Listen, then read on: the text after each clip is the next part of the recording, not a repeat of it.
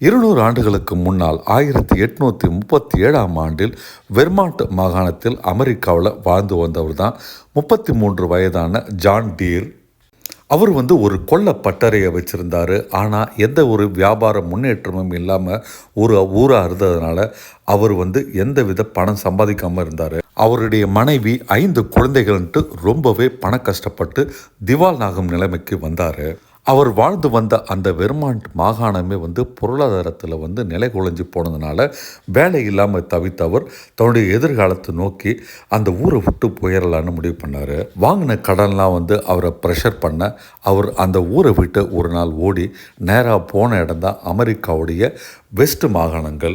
மேற்கு அமெரிக்க பகுதியான இல்லினாய் அப்படின்ற ஒரு மாகாணத்தில் கிரேட் டீட்டூர் என்ற ஒரு ஊரில் போய் நின்னார். அந்த ஊர் பார்த்திங்கன்னா வெறும் 100 பேர் வாழ்கின்ற ஒரு சின்ன ஊராக தான் இருந்தது. நிலங்கள்லாம் ரொம்ப ரொம்ப விலை கம்மியாக இருந்தது.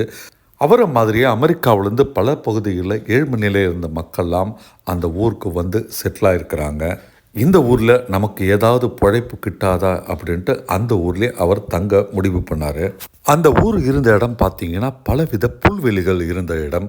பிரேயர் புல்வெளி அப்படின்ட்டு ஒரு வகையான திடமான அடர்த்தியான புற்கள் இருந்த அந்த இடத்த ரொம்பவே எளிதாக எந்த ஒரு விவசாயம் உழுது அங்கே பயிர் வச்சு முன்னேறலாம். லட்சக்கணக்கான ஏக்கர் கொண்ட அந்த புல்வெளியில் எந்த விதமான பயிர் வேலையும் நடக்காமல் எந்த ஒரு விவசாயம் நடக்காமல் அப்படியே போட்டு கிடந்தது. அந்த ஊரில் ஃபார்மர்ஸ் கிட்ட ஒரு பேச்சு கொடுத்த போது தான் அவருக்கு தெரிஞ்சது ரொம்பவே செழிப்பான அந்த மண் விவசாயத்துக்கு ரொம்பவே அற்புதமான இடம். ஆனால் அந்த புல்வெளிக்கு கீழே இருந்த மண்ணில் உழுதா மண் வெட்டிலையும் அந்த கலப்பையிலும் பார்த்தீங்கன்னா நிறைய மண் அப்படியே அப்பி நிற்குது. அதாவது அந்த மண்ணில் கலப்பையை போட்டு உழுதா அந்த கலப்பை முழுக்க சேறு மாதிரி மண் ஒட்டி அவங்களால மேற்கொண்டு சரியாக உழ முடியல. ஒவ்வொரு அடிக்கும் அந்த மண்ணை எடுத்து அவங்க கலப்பையை க்ளீன் பண்ணிவிட்டு மறுபடியும் வேலையை தொடங்குறதுனால ரொம்பவே ஒரு களைப்பான வேலையாக அது விவசாயிகளுக்கு இருந்தது. அதனால் விவசாயம் பண்ணுறதே அந்த ஊர் மக்கள் நிறுத்திட்டாங்க. ஒரு அற்புதமான நீர் வளம் இருந்தும் மண் வளம் இருந்தும் அந்த இடத்துல விவசாயம் பண்ணாமல் இருப்பதை பார்த்து ரொம்பவே அதிர்ச்சியானார் ஜான் டீர். இந்த கதையின் ஆரம்பத்தில் நம்ம சொல்லியிருப்போம், அவர் ஒரு கொள்ளர் பட்டறை வச்சுருந்தார். நிறைய அரிவாள்கள், அறம் சொல்லப்படும் ரம்பங்கள், கத்திகள்லாம் அவர் செஞ்சு கொடுத்துட்டு இருந்தவர் தான். அவர் செஞ்சு கொடுத்த ரம்பத்தை வச்சு நிறைய பேர் அந்த காலத்தில் மரம் மறுத்து நிறைய பேர் பணம் சம்பாதிச்சிருக்கிறாங்க. அவர் ரம்பம் கூர்மையாக இருக்கிறது மட்டும் இல்லை, மரத்தில் அறுக்கும்போது அந்த ரம்பத்தில் ஒரு துளி தூசு கூட நிற்காது. அந்தளவுக்கு மரத்தூள்கள் நிற்காமல் அந்த ரம்பம் ரொம்ப ஷார்ப்பாகவே வேலை செஞ்சு அந்த மரம் வெட்டுறவங்களுக்கு உபயோகமாக இருந்தது. அவர் செஞ்ச அந்த ரம்பங்கள்லாம் எஃகு என சொல்லப்படும் ஸ்டீல் மெட்டீரியலான ஆனது. தான் வேலை செஞ்சுட்டு இருந்த அந்த கொல்லப்பட்டறை நினைவுகள் ஜான் டியருக்கு வர அந்த மாதிரி ஒரு கருவியை வச்சு இந்த இடத்துல நம்ம உழவுக்கு பயன்படுத்தலாம் என்ன அப்படின்ட்டு யோசனை பண்ணார். தன்கிட்ட இருக்கிற அந்த ஐடியாவை ஜான் டியர் அந்த ஊர் மக்களோடு விவாதிச்சாரு. சில பேர் அதை ஏற்றுக்கல, சில பேர் நக்கல் அடிச்சாங்க. ஏன்னா விவசாயிகள் மரக்கலப்பையை மட்டும் பயன்படுத்தலைங்க, அங்கே ஏற்கனவே இரும்பு கலப்பையும் பயன்படுத்தி உழுது பார்த்துருக்குறாங்க. ஆனால் சேறு மாதிரி அந்த மண் கலப்பையில் ஒட்டுற பிரச்சனை சால்வ் ஆகலை, தீரலை.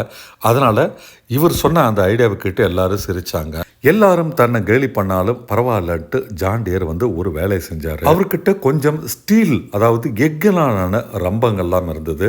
அதில் உடைஞ்சு போன சில ரம்பத்தை எடுத்து மடக்கி இப்போ நெருப்பில் போட்டு வாட்டி அதை உருக்குனாரு. அதை கொஞ்சம் கொஞ்சமாக ஒரு உழவுக்கான கலப்பை மாதிரி மாற்றினார். தனக்கு தெரிந்த ஒரு விவசாயியை கூப்பிட்டு நீங்கள் இதை வச்சு உழுது பாருங்க அப்படின்னாரு. மரத்திலோ இல்லாட்டி இரும்பிலோ ஆன கலப்பையை மட்டுமே வச்சு ஏரோட்டினா அந்த விவசாயிக்கு ஸ்டீல், அதாவது எஃகுலானால ஒரு கலப்பையை வச்சு ஓட்டுறதுக்கு சந்தேகமாக இருந்தது. நம்பிக்கை இல்லாமல் தான் அந்த எஃகுலான கலப்பையை வாங்கி உழறதுக்கு அவர் ஆரம்பித்தார்.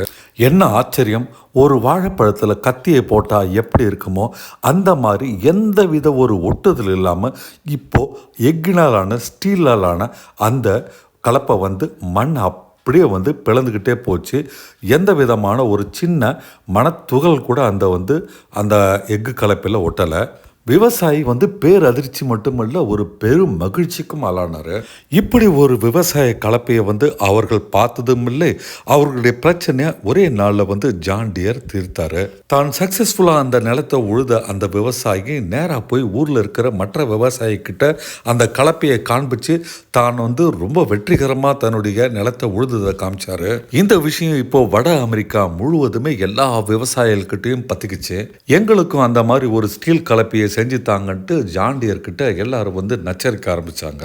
தான் கண்டுபிடித்த அந்த ஒரு உழவுக்கான கலப்பை மிக வெற்றி பெற்றதை ஜான் வந்து கொண்டாடக்கூட நேரம் இல்லை. ஏன்னா அடுத்தடுத்து நிறைய ஆர்டர் அவருக்கு குவிய ஆரம்பிச்சது. ஆனால் அந்த வருடம் 1838 அவர் செஞ்சது வந்து மொத்தம் 3 கருவிகள் தான். அதற்கு அடுத்த ஆண்டுகளில் 10, 40, 100, 1000 எக்கச்சக்கமாக வந்து கருவிகளை செஞ்சு தர ஆரம்பிச்சாரு. நிறைய பேரை வேலைக்கு எடுத்து அவர்கள் மூலமாகவும் கருவிகள் செஞ்சார். 1857 அதாவது அவர் வந்து அந்த கருவியை கண்டுபிடிச்சி 20 வருஷத்தில் அவர் எத்தனை பேருக்கு தெரியுங்களா உழவு கருவி செஞ்சு கொடுத்தாரு? 10,000 உழவு கருவிகள், அதாவது எஃகு கலப்பைகளை செஞ்சு கொடுத்தாரு. இதில் முக்கியமான ஒரு விஷயம் என்னென்னா, அந்த 10,000 எஃகு கலப்பையும் செய்யும்போது கூட இருந்து அதனுடைய தரத்தை உறுதிப்படுத்தி தான் எந்த விவசாயியும் கஷ்டப்படக்கூடாதுன்ட்டு அதை நல்லபடியாக செஞ்சு கொடுத்தாருன்றது தான் நம்ம பார்க்க வேண்டிய ஒரு முக்கியமான விஷயம். அவரின் அந்த கண்டுபிடிப்பு பார்த்தீங்கன்னா அந்த இல்லினாய் மாகாணம் மட்டுமல்ல, முழு அமெரிக்க கண்டத்தே போய் சேர்ந்ததுன்னா பார்த்துக்குங்க. பிரேயர் புல்வெளிகள் மொத்தமும் இப்போ விவசாய நிலங்களாக மாற எல்லாமே பயிர் மற்றும் மற்ற விவசாய பொருட்கள்லாம் விளைவிக்கப்பட்டு அமெரிக்காவில் ஒரு பெரும் உணவு புரட்சியே நடந்தது. ஆனால் ஜான் டியர் அந்த கருவியோடு மட்டும் நிற்கலைங்க. நிறைய விவசாயத்துக்கான மற்ற கருவிகளும் கண்டுபிடிச்சாரு.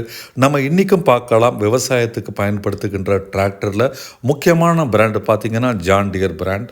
அன்று ஒரு பெரும் புரட்சியை செய்த ஜான் டியர் இன்று நம்மோடு இல்லை. ஆனால் இன்றைக்கி அந்த கம்பெனியோட வேல்யூ எவ்வளோ தெரியுங்களா? 187 ஆண்டுகளுக்கு பின் இன்று ஜான் டியர் அண்ட் கம்பெனி வந்து 100 பில்லியன் வந்து அதனுடைய கம்பெனியோட மதிப்பாக இருக்குது. அதாவது 80,000 கோடி அந்த கம்பெனியின் மதிப்பு. இன்றைக்கி அந்த கம்பெனியில் பார்த்தீங்கன்னா 80,000 பணியாளர்கள் இருக்கிறாங்க. வருஷத்துக்கு $50 பில்லியன், அதாவது 40,000 கோடி வந்து அந்த வருட வருமானம் இருக்குது. அமெரிக்கா மட்டுமல்ல, உலகம் முழுக்க பல நாடுகளில் ஓடுற டிராக்டரில் பார்த்தீங்கன்னா ஜான் டியர் என்ற ஒரு பெயரும் பளபளக்குது. ஜான் டியர் புதுசாக எதுவும் கண்டுபிடிக்கல, ஆனால் ஒரு பிரச்சனையை வந்து கண்டுபிடிச்சு அதை வந்து சால்வ் பண்ணார். அதுபோல் தான் தயாரித்த எந்த ஒரு பொருளையும் தரத்தை வந்து அவர் காம்ப்ரமைஸ் பண்ணதே கிடையாது. ஒரு திவால்காரராக 5 குழந்தைகளுடன் ஒரு உடைந்த எஃகு துண்டை எடுத்துக்கொண்டு ஊரை விட்டே ஓடின ஒரு நபர் இன்றைக்கு உலகையும் மாற்றிருக்கிறாரு. நண்பர்களே, நம்ம படிச்சுக்கிற பாடம் என்னன்னா, நம்ம எந்த ஒரு சுச்சுவேஷனில் இருந்தாலும் நல்ல ஒரு யோசனை, தரம் மற்றும் உறுதி நம்ம மனசில் இருந்தால் நம்ம சூழ்நிலையை மாற்றலாம், இந்த உலகையும் மாற்றலாம். இந்த காணொலியை பார்த்ததுக்கு நன்றி. உங்களுக்கு இந்த காணொலி பிடிச்சதா மறக்காமல் லைக் பட்டன் ப்ரெஸ் பண்ணுங்கள். சேனல் இது வரைக்கும் சப்ஸ்கிரைப் பண்ணாட்டு உடனே சப்ஸ்கிரைப் பண்ணுங்கள். இந்த மாதிரி முன்னேற்ற கதைகளை கேட்க சேனலை ஃபாலோ பண்ணுங்கள்.